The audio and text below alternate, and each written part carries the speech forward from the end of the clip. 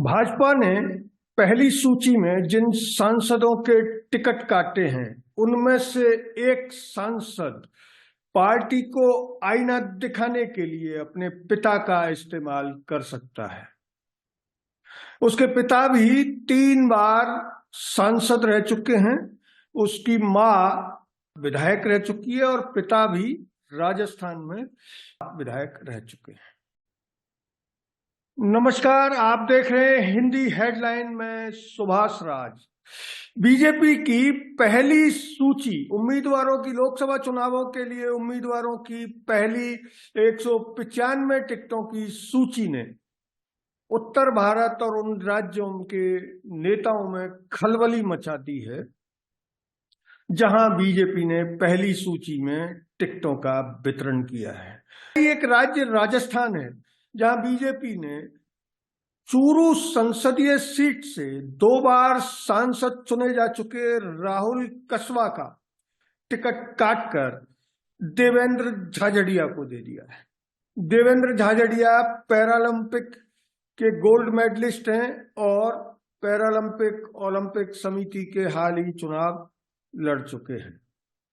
तो संसदीय सीट से खबर है कि राहुल कसवा चुप बैठने के मूड में नहीं है। कसवा ने जिस दिन टिकट कटा उसी दिन एक्स पर पोस्ट करके साफ कर दिया था कि वे चुप नहीं बैठेंगे। उनके इस मुखर स्वर से साफ हो गया था कि राहुल कोई ऐसी योजना बना रहे हैं जिससे सांप भी मर जाए और लाठी भी ना टूटे। चूरू संसदीय सीट के एक वरिष्ठ पत्रकार का दावा है कि राहुल कसवा इस बार पार्टी को आईना दिखाने के लिए अपने पिता का इस्तेमाल कर सकते हैं। उनके पिता राम सिंह कसवा चूरू संसदीय सीट से 3 बार सांसद रह चुके हैं। उनकी मां कमला कसवा भी कई बार विधायक चुनी जा चुकी है। उनके पिता राम सिंह भी विधायक रह चुके हैं। खबर है कि राहुल कसवा अपने पिता का इस्तेमाल पार्टी को आईना दिखाने के लिए करेंगे। खबर मिली है कि अंदरूनी योजना यह है कि राहुल चुनाव से पहले ही विदेश चले जाएंगे और उनके पिता राम सिंह कसवा या तो कांग्रेस का टिकट लेकर मैदान में उतरेंगे या फिर वो जाट वोटों को काटने के लिए निर्दलीय भी ताल ठोक सकते हैं। आपको बता दें कि चूरू संसदीय क्षेत्र उन राजेंद्र राठौड़ का कार्य क्षेत्र है, गृह जिला माना जाता है। हालांकि वो रहने वाले किसी और डिस्ट्रिक्ट के हैं लेकिन वर्षों से चूरू में राजनीति कर रहे हैं।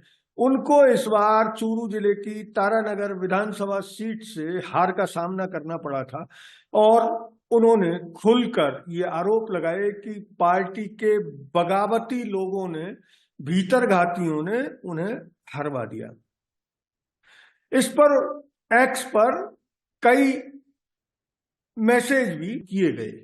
चूरू संसदीय सीट का जहां तक सवाल है तो ये बिल्कुल साफ तौर पर माना जा रहा है कि राहुल कसवा का टिकट तारानगर विधानसभा सीट को जीतने में पार्टी की मदद या राजेंद्र राठौड़ की मदद नहीं करने के दंड स्वरूप काटा गया है और इसी वजह से राहुल कसवा तिल मिलाए हुए हैं।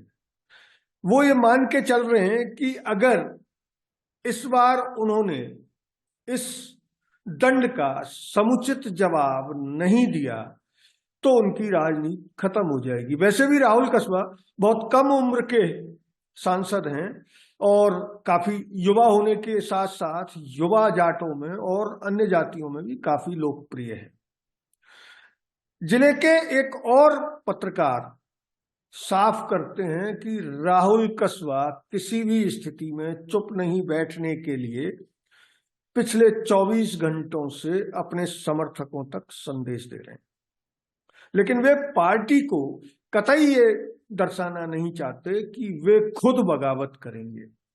इसलिए बिसात ये बिछाई गई है कि राम सिंह कसवा उनके स्थान पर चुनाव मैदान में होंगे और उनको कांग्रेस का सपोर्ट या टिकट भी मिल सकता है, क्योंकि उनकी कांग्रेस के नेताओं से लगातार बात चल रही है और शायद वो कांग्रेस के टिकट पर चूरू संसदीय सीट से मैदान में आ सकते हैं।